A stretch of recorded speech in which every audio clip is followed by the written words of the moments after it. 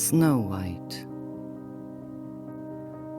Once upon a time, in a far-off land, there was a lady who wished with all her heart to have a daughter. Year after year passed by, but the little girl she so desperately wished for didn't come. The lady spent her days sewing and embroidering dresses and gowns for little girls, never losing hope that one day she will bring a daughter into this world. One winter day, she was sitting by the window embroidering when a gust of wind pushed it open and piled up some snow onto the windowsill made of black ebony wood. As she got up to close it, she pricked her finger and 3 drops of blood fell onto the white snow. Now, the red looked so well upon the white that she thought to herself, "Oh, how I wish I had a daughter as white as this snow and as red as this blood, and with hair as black as this wood." Not long after, she gave birth to a beautiful baby girl who was as white as snow and had rosy cheeks and hair as black as ebony. Therefore, they called her Snow White. Snow White grew up into a happy little girl, beautiful and kind. But one sad day, her dear mother died. About a year later, on his friend's advice, her father married another woman. Snow White's stepmother was exceptionally beautiful, but she was also extraordinarily evil too. Being jealous of Snow White's beauty and loveliness, she was always looking for ways to harm her. Every day she would stand before her magical mirror and ask, "Mirror, mirror on the wall, who's the fairest of us all?" And it would reply, "You, my lady, are the fairest of the day." But one day, in answer to her usual question, the mirror said, "Snow White is the fairest of the day." You can imagine how this answer angered the stepmother. She immediately began devising ways to get rid of Snow White. She summoned a servant and ordered him to take the little girl to the forest and kill her. Trusting the man completely, Snow White went with the servant. But when she saw him take out the knife, she fell to her knees and started crying, begging for her life. Her tears and beauty touched the servant's heart. "I will spare your life," he said, "but I must take you to the foot of that hill." Snow White agreed and promised that she will not go back to her father's house for as long as her evil stepmother lived there. The servant left her in the middle of the forest, and the night found the poor little girl all alone in the darkness of the woods. After walking for a long time, she reached a little cottage. When she opened the door and took a peek inside, she couldn't believe her eyes. It looked as if dolls lived in it. There was a little table in the middle with 7 little plates and 7 little mugs on it. There was food on each little plate, and as the little girl was very hungry, she took a bite or 2 from each plate and then went upstairs, where there were 7 beds as small as the little table downstairs. "What a strange cottage," thought Snow White. "Whoever lives here must be good and kind, because the whole place is full of flowers. And whoever loves flowers must have a good heart." With these thoughts, tired as she was, she lay across all of the 7 little beds and fell asleep. The cottage belonged to 7 dwarfs from the Golden Mountain. They led a quiet life, and no one in the woods ever saw them.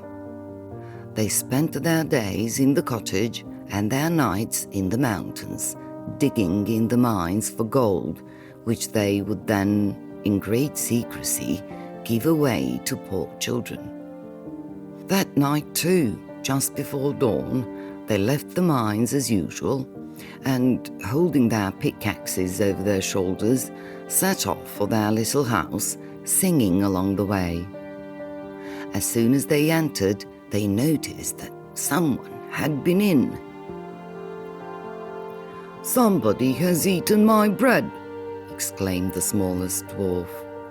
"Somebody has drunk my wine," said another. They all determined that there was something missing from each of their plates. After eating what was left of their plates, they went to their bedroom, but as soon as they stepped in, they stopped, puzzled and amazed at the sight in front of them.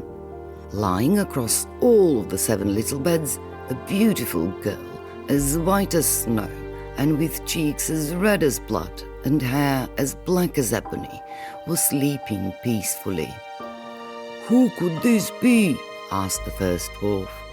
"Maybe it's a fairy," remarked another. "No, this is just a gorgeous little girl.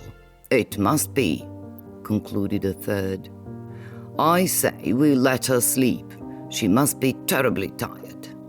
Let's lie quietly down on the floor beside our beds for the night." The next morning, Snow White opened her eyes and got frightened when she saw the 7 dwarfs. But the dwarfs immediately told her who they were and assured her that she had nothing to be afraid of. Then she told them what had happened to her. Deeply moved by her misfortune, the dwarves invited her to stay in their cottage. "You can cook for us," said the smallest dwarf. "You can stitch our clothes," added another. "You can sing us wonderful songs," remarked a third. And the little bunny, standing outside the door, seemed to agree with the dwarfs. Convinced that she had managed to get rid of her stepdaughter, Snow White's stepmother continued with her life without a care in the world. After some time, wanting to hear that she was the most beautiful woman in the world, she stood before her mirror and asked, "Mirror, mirror on the wall, who's the fairest of us all?" But to her horror, the mirror answered, "Snow White is the fairest of the day." The evil woman immediately sent for the servant, and after questioning him for a long time, the man told her where he had left Snow White. After finding out where the dwarf's cottage was, she disguised herself as a peddler woman and went over the 7 hills to the house of the 7 dwarfs. When she was close to the cottage, she started calling out, "Fine goods for sale, wonderful ribbons for sale." And thus calling out, she drew many colored ribbons out of her basket and waved with them in the air. At the same time, Snow White was cleaning the cottage, expecting the dwarfs to come home from the mines. As soon as she heard the peddler woman, she called her and bought a blood-red hair ribbon. When the peddler woman left, Snow White stood before the mirror and tied the hair ribbon around her head with a little bow on top. No sooner had she tied the bow, but she fell to the ground as if stricken by a bolt of lightning. The evil woman had sold her a bewitched ribbon that brought death to anyone who tied it around their head. As soon as the dwarfs entered through the door, they saw beautiful Snow White lying on the floor as if she was dead and burst into tears at once. Grief overtook all but one. the smallest dwarf guessed that the blood-red ribbon was the reason behind this disaster. He immediately untied the ribbon, and Snow White instantly came back to life. At their request, she told them what had happened. They listened to her very carefully and advised her not to open the door for anybody ever again, and not to let anyone inside the house. Snow White promised them that she would follow their advice, and so she stayed inside the cottage for days. She wouldn't even go out to pick some flowers. But her stepmother found out from her mirror that Snow White had managed to survive again, and because of her husband's annoying questions about where Snow White was, she decided to finally get rid of the girl once and for all. She took a few wonderful apples and dipped each one into a strong poison. Then, disguised as an old peasant woman, she went over the 7 hills to the house of the 7 dwarfs again. When she drew close to the cottage, she started calling out, "Magical apples for sale! Those who buy and taste one will be happy all their lives." After so many days locked up in the cottage, Snow White was longingly looking through the window at the magnificent blue skies and the colorful forest flowers outside. The disguised peasant woman then came close to the window and asked her if she would like to buy her apples. Even though the girl said no, the evil woman went on insisting that she at least taste one of her apples. Tricked by the woman's lies, Snow White took a bite and, in an instant, fell to the ground dead. When the dwarfs came down from the mountain and saw their dear little sister, they burst into tears and did everything they could to bring her back to life. But they couldn't help her no matter what they did.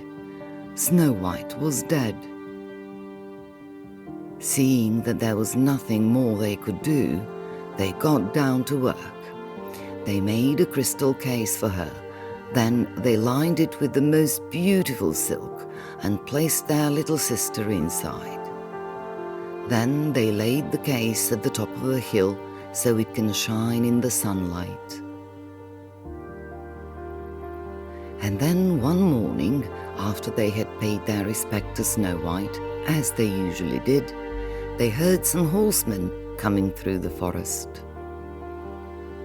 Timid as they were, they hid in the nearby thicket and saw a handsome prince with his hunting party ride right past them. Seeing a lovely girl asleep at the top of the hill and amazed by her beauty, he stopped his attendants. He got off his horse and knelt by Snow White. "She's as beautiful as the sun. Oh, how I wish she was alive." He was so taken by her beauty that he could not bear to leave her side. He then ordered his attendants to remove the top of the case, and they hurried to carry out his order at once. In their haste, they accidentally moved the case abruptly, and the poisoned apple that was still in Snow White's mouth fell out onto the pillow, and she opened her eyes. There are no words that can describe the handsome prince's joy at seeing Snow White come alive, and he immediately wished for her to become his wife. At that moment, loud voices and drums were heard coming from the forest. It was Snow White's father with a search party looking for Snow White. He had punished the evil stepmother and went in search of his daughter, determined to find her no matter what the cost.